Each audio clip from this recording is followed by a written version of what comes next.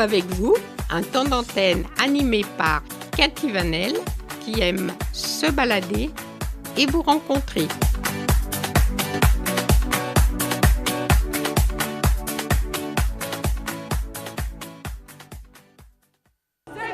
Dans la rue de Rivoli, 2 couleurs côte à côte, le jaune des chasubles, le rouge de la CGT. Après des mois de lutte séparée, vieux syndicats et jeunes mouvements fusionnent les uniformes. Ça reste toujours apolitique, mais si tu veux, derrière chaque gilet jaune, t'as forcément quelqu'un, t'as un citoyen et t'as forcément une personne qui a des idées, d'accord ? On est d'accord ? Donc après, quand tu vois Éric Drouet, Jérôme Rodriguez, tout ça, qui viennent et qui appellent à que tout le monde vienne s'unir, c'est bien, moi je trouve que c'est bien. En tête de cortège, le patron de la CGT savoure un succès personnel. Philippe Martinez a réussi à entraîner petits syndicats et gilets jaunes après une longue période de méfiance. Bonjour à toutes et à tous. C'était le mardi 5 février à Paris, mais également dans toute la France. Pour la première fois, les gilets rouges de la CGT ont battu le pavé aux côtés des gilets jaunes pour revendiquer ensemble plus de justice sociale et un meilleur partage des richesses. Dans l'Ain, ils étaient environ 400, rouges et jaunes, à s'être rassemblés devant le MEDEF à Péronne. S'achemine-t-on vers une convergence des luttes entre la CGT, âgée de plus de 120 ans, et le tout jeune mouvement des Gilets jaunes, âgé de moins de 3 mois, et ce, malgré leurs différences? Pour tenter de répondre à cette question, j'ai invité aujourd'hui Fabrice Canet, secrétaire général de la CGT de l'Ain. Bonjour Fabrice. Bonjour Cathy. Alors, avant d'aborder le rapprochement des CGTistes et des Gilets jaunes, j'aimerais que l'on parle un peu de vos différences qui finalement ne semblent pas constituer un obstacle. Les Gilets jaunes peinent à se désigner des représentants faisant l'unanimité, contrairement à la CGT. Au niveau des différences, oui, puisque, comme vous l'avez évoqué, on a une organisation qui a plus de 120 ans, qui est structurée dans l'Ain plutôt depuis à peu près 80 ans, et les Gilets jaunes qui sont un mouvement assez récent. Nous sommes une organisation avec des statuts, des processus démocratiques internes de prise de décision, désignation des représentants, des délégués, des orientations syndicales qui sont votées en congrès et qui servent de feuille de route sur les 3 années à venir, et avec les Gilets jaunes, on voit une organisation un mouvement qui est récent. D'ailleurs, on voit les difficultés qu'ils ont à désigner des représentants. Je sais que dans le département, quelques-uns se structurent en association, donc ce mouvement de structuration est enclenché parmi certains Gilets jaunes, et inéluctablement, ce mouvement engendre un peu moins de souplesse. Donc on est vraiment en différence sur la forme, et puis sur le fond, c'est à discuter. Alors les revendications des Gilets jaunes touchent le domaine social, le domaine économique, politique et démocratique, alors que les syndicats et la CGT en particulier, vous opposez à des choses plus précises, comme les textes de loi, les fermetures d'usines ou la perte des droits des salariés. Je dirais pas tout à fait ça. Je dirais que la clé d'entrée des organisations syndicales, c'est le travail. Nous, on a la faiblesse de croire à la CGT à ce qu'on appelle la centralité du travail. C'est-à-dire que dans une société, le travail, c'est central. Donc il y a des revendications lorsque vous travaillez, sur votre salaire, vos conditions de travail, le temps de travail. Mais quand vous ne travaillez pas, vous allumez la télé, il y a quand même des travailleurs qui font tourner la télé. Vous allumez la radio, il y a des travailleurs qui travaillent pour que vous puissiez faire des choses. Quand vous faites garder vos enfants, c'est des travailleurs sur votre temps de loisir. Donc en fait, la société, elle est structurée sur le travail. Donc en fait, c'est pour ça que les syndicats ont beaucoup de choses à dire sur beaucoup de choses de la société, parce que temps de repos ou temps de travail, il y a toujours des gens qui travaillent. Donc c'est ce qu'on appelle, nous, la centralité du travail. Mais tout de même, vos interventions, elles concernent quand même des sujets bien précis. Oui, donc à la base, les questions salariales, les questions d'organisation. Mais nous, ce qu'on porte dans le département de l'Ain aussi, c'est qu'on incite les travailleurs à se questionner aussi sur bien sûr les questions salariales, mais aussi sur les questions du contenu et du sens du travail, puisque on a la faiblesse aussi là de croire que si on veut changer la société, il faut changer le travail, donner plus la parole aux salariés qui s'intéressent à ce que je fais dans mon travail, quel sens ça a, comment j'ai le pouvoir de peser dans l'organisation du travail. Donc le syndicalisme est un levier de changement de société par le travail. Donc les Gilets jaunes se mobilisent également pour le travail, mais également en tant que citoyens. Est-ce que vous partagez leurs préoccupations citoyennes ? On a beaucoup de préoccupations, comme vous l'avez évoqué par le travail, parce qu'une des revendications fortes et qu'on porte nous depuis très longtemps, c'est de vivre décemment de son travail. Parce qu'il y avait à la fois des précaires sans emploi, mais il y avait aussi beaucoup chez les Gilets jaunes de gens qui ont du mal à vivre de leur travail. Donc ça, c'est majeur. Et sur les questions démocratiques, on a des choses à dire. Alors sur la question de constitution, un peu moins, puisque on touche au champ politique, mais... j'ai envie de dire, construire une société démocratique, c'est de redonner de la place à la démocratie déjà à l'école, apprendre aux enfants à ce qu'ils ont le pouvoir de peser sur les choix de l'école en tant qu'acteurs de l'école.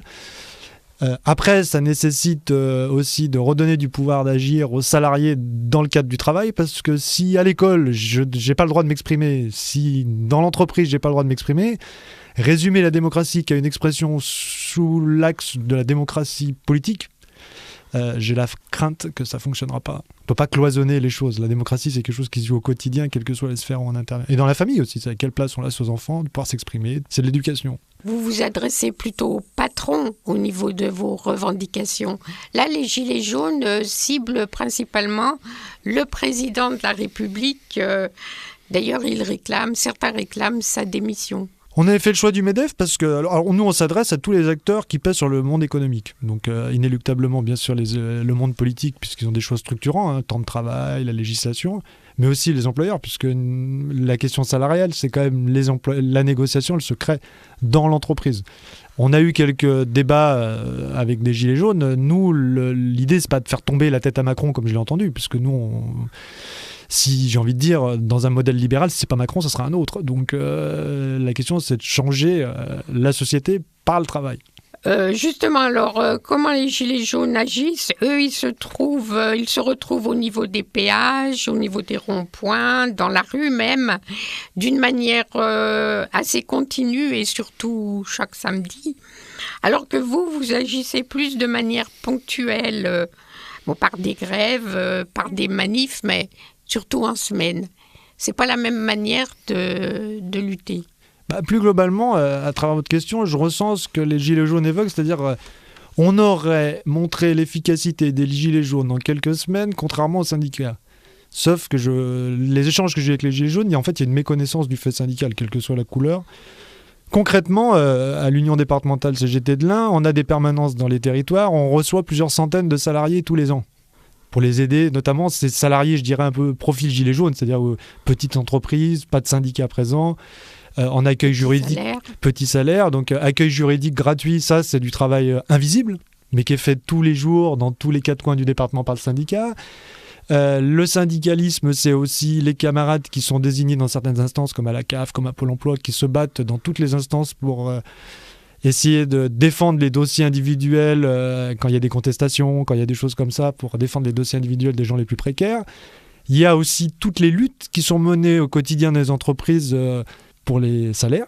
Alors c'est très local, entreprise par entreprise, mais ça fait pas obligatoirement l'objet d'une couverture aussi large. Sur la plaine de l'Ain, la semaine dernière, il y a eu une grève d'une journée à Trédi, ils ont gagné 2-3% d'augmentation de salaire grâce à une journée de grève, donc à l'initiative de la CGT. Donc c'est quand même parfois aussi efficace.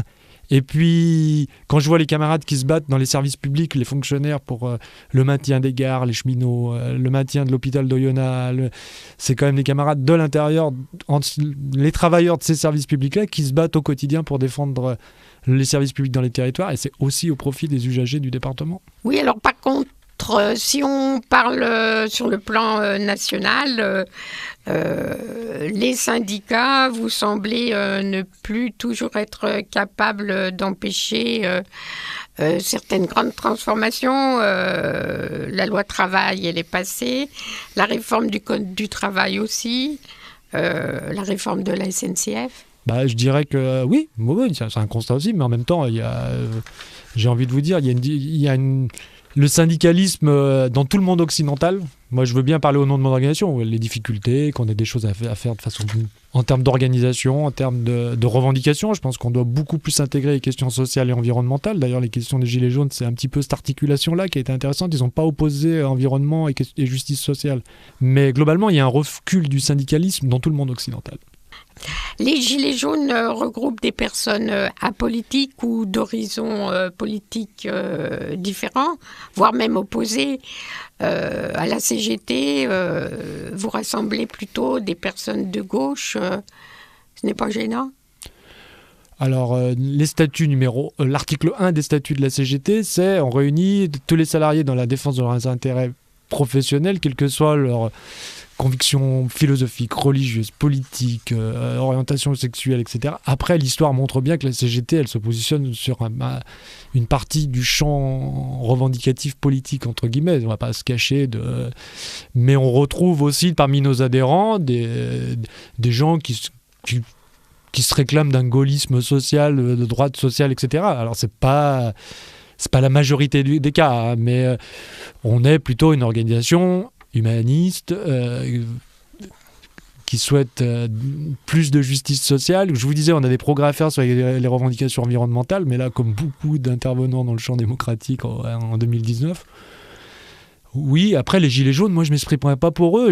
On a vu dans les nombreuses discussions qu'on a eues avec eux qu'il y avait de l'ultra-gauche jusqu'à l'ultra-droite. Donc ça, c'était très pluriel. Très pluriel. C'est ce qui valait à un moment ou à un autre, ça n'engage que moi, complexifier leur projet de se structurer, parce que quand on va rentrer dans le fond des problèmes et des revendications, et notamment de la mise en œuvre, les moyens sont un peu différents selon les sensibilités politiques des uns et des autres. D'ailleurs, on le voit, hein, il y a des scissions au sein des mouvements des Gilets jaunes dans l'un, mais je ne commenterai pas l'actualité qui est propre aux Gilets jaunes.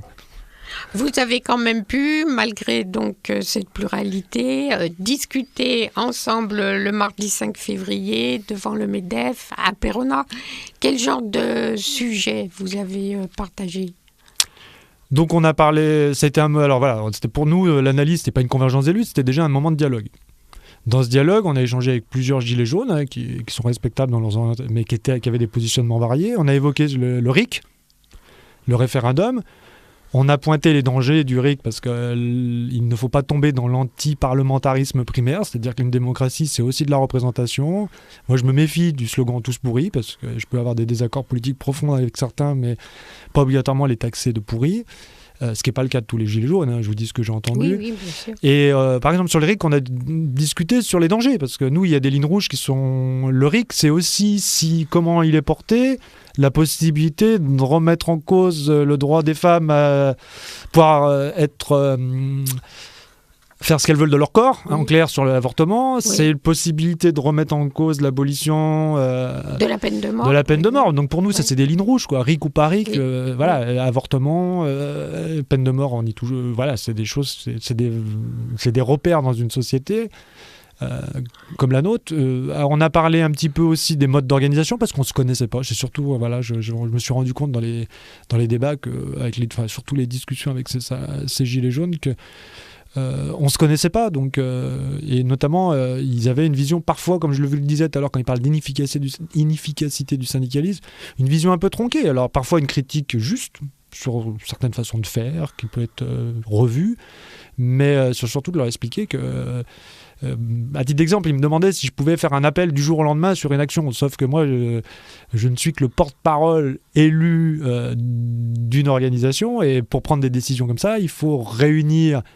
il faut qu'il y ait un processus démocratique qui soit mis en place, et ce processus démocratique, il se met pas en place en 1 heure, malheureusement aussi. Tandis que justement les gilets jaunes qui communiquent beaucoup par Facebook, eux sont capables en 1 heure de se mobiliser à un autre endroit, mais c'est un fonctionnement tout à fait différent du vôtre. Qu'on y mette un peu d'horizontalité avec les outils numériques, oui, mais l'inconvénient des outils... Les avis de tout le monde, c'est important. Les avis de tout le monde sont importants dans une démocratie. Mais le travers, ce serait de mettre tous les avis au même niveau. Nous n'avons pas fini de faire le tour de la question. Malheureusement, il nous faut nous quitter. Merci Fabrice Canet d'avoir accepté mon invitation. Merci à vous. Je rappelle que vous êtes le secrétaire général de la CGT de l'Ain. Un dernier petit mot pour finir. Vous les voyez comment, les élections européennes de mai ? Je les vois. Moi, je ne suis pas Nostradamus. Ce que je souhaite, c'est que l'enjeu européen, quoi qu'on en pense, c'est un enjeu majeur pour l'avenir de la France et des citoyens européens. Et j'espère qu'on aura un débat sur l'Europe et pas un débat sur autre chose que la question posée. Donc quand j'entends qu'il faut faire un référendum pro ou anti-Macron, j'ai plutôt envie qu'on fasse un grand débat national sur quelle Europe on a envie, une Europe sociale favorable à la transition écologique. Merci beaucoup, à bientôt. Merci à vous.